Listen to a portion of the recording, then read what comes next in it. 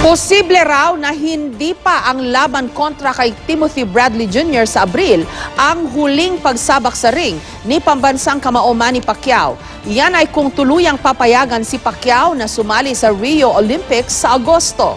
May report si Mav Gonzalez. Tumakbo si Pacman ng 8 laps sa Acheron Sports Complex kasama ang sparring partners at kapatid na si Bobby matapos mag-sprint at drill sa track oval. Nag-shadow boxing, road work, dribbling drills at core exercises din si Manny Pacquiao. Ayon kay Pacman, pinag-aaralan na nila kung mag-e-extend siya ng training sa General Santos City para sa ikatlong bakbakan nila ni Timothy Bradley Jr. Sir, kailan nga ulit yung alis mo, sir, papuntang NA? Hindi pa final eh. But initially, it's March 15. Mga 12 guys. Pero maaaring hindi sa Abril ang huling pagtungtong ni Pacquiao sa boxing ring. Sa kauna-unahang pagkakataon kasi, posibleng payagan na ang professional boxers na lumahok sa Olympics.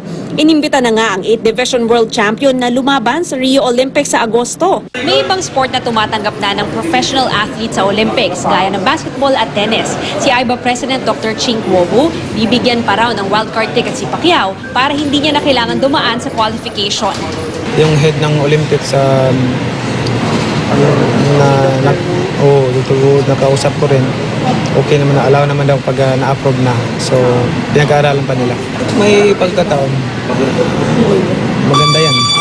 Kahit walang bayad? Walang bayad yun eh. Oo, walang bayad para sa karangalan ng bansa natin. Sa Hunyo pa ito nakatakdang pagpulungan ng International Boxing Association o AIBA. Kailangan pa nilang maamyendahan ang kanilang konstitusyon para makalahok ang mga professional boxers sa Rio Olympics. However, hindi gaanong madali yung pro na pupunta sa Olympic boxing. There was a stretch of 15 days for the finalists to fight 5 fights. So 5 fights in 15 days. Sa amateur o kaya sa Olympic boxing, hindi na natin sasabing amateur because open na ngayon, you have to weigh in on the day of the fight.